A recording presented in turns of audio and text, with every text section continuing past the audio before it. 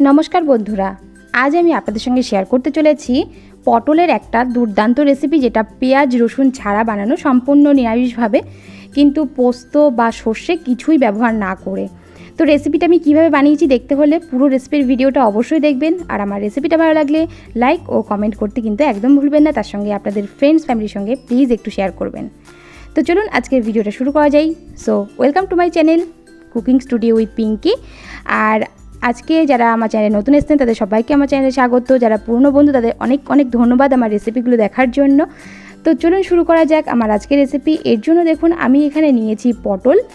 तो पटलगुलोके आमी खोसा छाड़िये नियेछि और तारपरे माझखान थेके एकटु चिड़े चिड़े दियेछि। देखुन এইভাবে একটু চিড়ে চিড়ে দিয়েছি। তাতে করে কি হবে, যখন আমি রান্নাটা করব মশলাগুলো বা তেল ঝাল মশলা যেটা আছে আর কি সেটা পটলের ভিতরে খুব ভালো করে ঢুকে যাবে। তো পটলটা খুব সুন্দর লাগবে খেতে, সেই কারণে আমি এভাবে একটু কেটে দিয়েছি। এছাড়া আমার লাগবে এখানে চীনাবাদাম বা পিনাটস।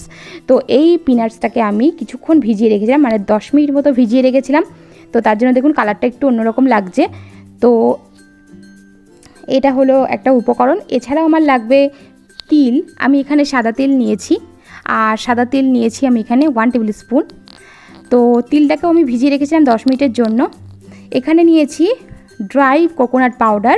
তো এর পরিবর্তে আপনারা নারকেল কোড়া নিতে পারেন বা নারকেল কোড়াটাকে পেস্ট করেও নিতে পারেন। মূল রান্নায় চলে আসলাম। রান্নাটা করার জন্য কড়াইয়ের মধ্যে দিয়ে দিলাম সাদা তেল বা রিফাইন্ড অয়েল। তো তেলটাকে ভালো করে গরম করে নিয়েছি। আমি খুব অল্প পরিমাণ তেল দিয়েছি, এখানে 1 টেবিল স্পুন তেল দিয়েছি। আর তেলটা দেওয়ার পর তেলটা গরম করে নিয়েছি এবং এবারে এর মধ্যে দিয়ে দিচ্ছি হলুদ গুঁড়ো, কারণ পটলের মধ্যে কিন্তু হলুদ লবণ কিছুই আমি মাখাইনি। তো এর মধ্যে আমি হলুদ গুঁড়োটা দিলাম, এতে করে পটল যখন ভাজবো তখন সুন্দর একটা কালার এসে যাবে পটলের গায়ে। তো হলুদটা দেওয়ার পর তেলের সঙ্গে খুব ভালো করে মিশিয়ে নিচ্ছি। দেখুন খুব সুন্দর করে মিশিয়ে নিয়েছি। এবারে আমি এর মধ্যে সমস্ত পটলগুলোকে দিয়ে দিচ্ছি। তো পটলগুলো এইভাবে যদি হলুদ দিয়ে তেলের মধ্যে হলুদ দিয়ে রান্না করা যায় তাহলে কিন্তু তেল যে ছিটার একটা ভয় থাকে বা হাত পা পুড়ে যাওয়ার যে একটা ভয় থাকে, হাতটাতে অনেক সময় ছিটে আসে তেল, সেটা কিন্তু হয় না। তো সেই কারণে এই টিপসটা আপনাদের দিলাম। রান্না করার সময় যদি তেলের মধ্যে একটু হলুদ দিয়ে তারপরে যে কোনো ভাজা যদি করতে চান তাহলে কিন্তু তেল ছিটে গায়ে আসবে না। আর দেখুন আমি যেহেতু হলুদ লবণ মাখানি, এখন আমি লবণটাও কিন্তু এর মধ্যে দিয়ে দিলাম। এবারে আমি পটলগুলোকে খুব ভালো করে ভেজে নেব, তবে ঢাকা না দিয়ে ভাজবো, কারণ ঢাকা দিলে কিন্তু পটলের থেকে জল ছেড়ে দেবে। সেই কারণে আমি পটলটাকে ঢাকা ছাড়াই আমি খুব সুন্দর করে ভেজে নেব। একটু নরম করে ভাজতে হবে। আর রান্নাটা করতে খুব কম সময় লাগে, খুব কম সময়ে সুন্দর একটা রেসিপি তৈরি করা যায়। আপনারা নিরামিষের দিনে এরকম ধরনের রেসিপি ট্রাই করতে পারেন। তো দেখুন পটলগুলো কিন্তু খুব সুন্দর করে ভেজে নিয়েছি, বেশ সুন্দর কালারও চলে এসছে আর নরমও হয়ে এসছে অনেকটা। এবারে আমি পটলগুলোকে তুলে নিচ্ছি। সমস্ত পটলগুলোকে দেখুন খুব সুন্দর করে ভেজে নিয়েছি, পটলগুলোকে তুলে নিলাম। এবারে আমি এই তেলের মধ্যেই কিন্তু রান্না করব, তবে সামান্য একটু তেল দেব, কারণ তেলের পরিমাণটা একেবারেই কমে গেছে। আপনারা যদি এর থেকে বেশি পরিমাণ তেল দিয়ে রান্না করতে চান অবশ্যই করতে পারেন, কিন্তু আমি কম পরিমাণ তেল দিয়ে কিভাবে রান্না করা যায় দুর্দান্ত স্বাদের সেটাই আপনাদের সঙ্গে শেয়ার করছি। দেখুন আমি এখানে কিন্তু 1 চামচেরও কম তেল দিলাম। তেলটা দেওয়ার পর তেলটাকে আবারও গরম করে নিয়েছি। এবারে এই গরম তেলের মধ্যে দিয়ে দিলাম গোটা জিরে। এবার দেব শুকনো লঙ্কা। দেখুন গোটা জিরে আর শুকনো লঙ্কাটা দিয়ে কয়েক সেকেন্ডের জন্য একটু ফ্রাই করে নিয়েছি। যখন খুব সুন্দর একটা গন্ধ বেরোবে ফোড়ন থেকে তখনই আমি এর মধ্যে দিয়ে দিলাম পিনাট পেস্ট। তো পিনাটগুলোকে আমি মিক্সিতে পেস্ট করে নিয়েছিলাম। এখানে 1 টেবিল স্পুন পিনাট পেস্ট বেরিয়েছে। আমি 1 মুঠ পিনাট নিয়েছিলাম, তার থেকে 1 টেবিল স্পুন পিনাট পেস্ট বেরিয়েছে। তো এটাকে আমি কিন্তু খোসা সমেতই বেটে নিয়েছি। এবারে এটাকে সিমে আঁচে রেখে খুব সুন্দর করে ফ্রাই করে নিচ্ছি বা কষিয়ে নিচ্ছি, কারণ পিনাটের যে একটা কাঁচা গন্ধ থাকে সেটা কিন্তু রান্নায় থাকলে ভালো লাগবে না। সেই কারণে আমি ভালো করে কষিয়ে নিচ্ছি গন্ধটা চলে যাওয়া পর্যন্ত।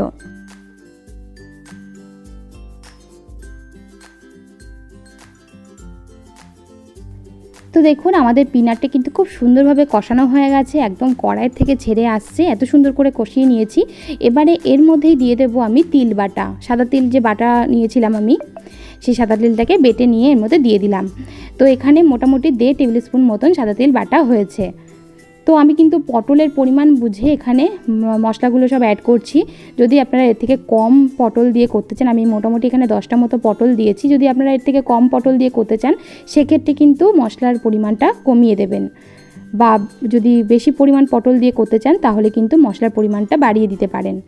তো দেখুন আমি এই তিল বাটাটা দেওয়ার পরেও খুব সুন্দর করে কষিয়ে নিচ্ছি। তো বেশ কিছুক্ষণ কষানো হয়ে গেছে। এবারে আমি এর মধ্যে দিয়ে দেব কাঁচা লঙ্কা পেস্ট। পুরো রান্নাটাই কিন্তু আমি কাঁচা লঙ্কা দিয়ে করব, কারণ কাঁচা লঙ্কা দিয়ে রান্না করলে কিন্তু ভীষণ হেলদি হয়, সেটা শরীরের পক্ষে ভালো। তো কাঁচা লঙ্কা দিয়েই আমি রান্নাটা করছি। কাঁচা লঙ্কাটা দেওয়ার পর আমি এটাকে আবারও ভালো করে কষিয়ে নিচ্ছি। খুব সুন্দর করে কষাতে হবে আর একদম কম আঁচে কষাতে হবে, তাহলে খুব সুন্দরভাবে কিন্তু রান্নাটা হবে। এবারে আমি দিয়ে দিলাম এখানে ড্রাই কোকোনাট পাউডার। এর পরিবর্তে আপনারা নারকেল কোড়া দিতে পারেন। তো নারকেল কোড়া দিতে পারেন বা নারকেল কোড়াটাকে একটু পেস্ট করে দিতে পারেন, কিন্তু আমার কাছে গোটা নারকেল ছিল না সেই কারণে আমি এই পাউডারটা ইউজ করেছি। এতেও কিন্তু খুব সুন্দর স্বাদ হয়। আর এই ধরনের নারকেলের গুঁড়ো আপনারা পেয়ে যাবেন যে কোনো সুপার শপে বা সুপার মার্কেটে পেয়ে যাবেন।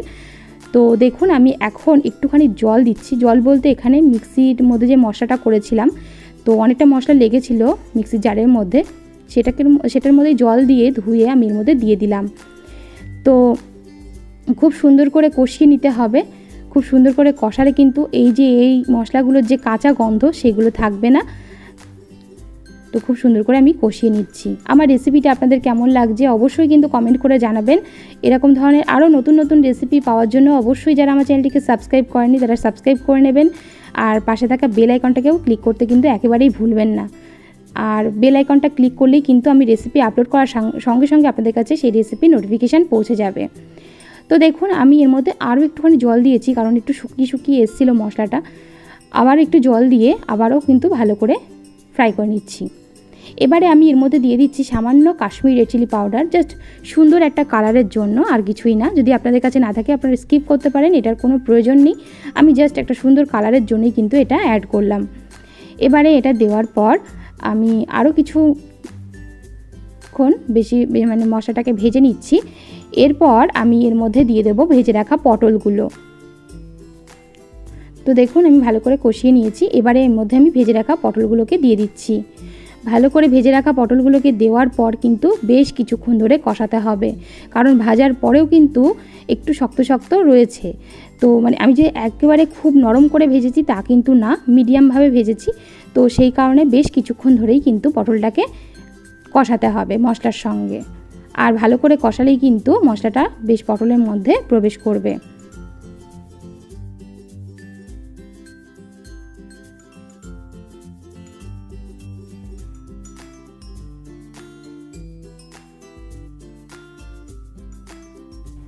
তো আমি এখন এর মধ্যে দিয়ে দিচ্ছি লবণ, কারণ লবণটা আমি দিয়েছিলাম না রান্নাটার মধ্যে। আর দিয়ে দেবো চিনিটা না দিলে কিন্তু রান্নাটার সম্পূর্ণ স্বাদটাই অসম্পূর্ণ থেকে যাবে। একটু মিষ্টি মিষ্টি না হলে একেবারেই ভালো লাগে না এই ধরনের রান্নাগুলো। আর দিয়ে দিলাম একটুখানি ধনে গুঁড়ো, 1/4 টিস্পুন মতন ধনে গুঁড়ো এখানে দিলাম। আর সামান্য একটু জল দিয়ে আবারও ভালো করে আমি কষিয়ে নেব।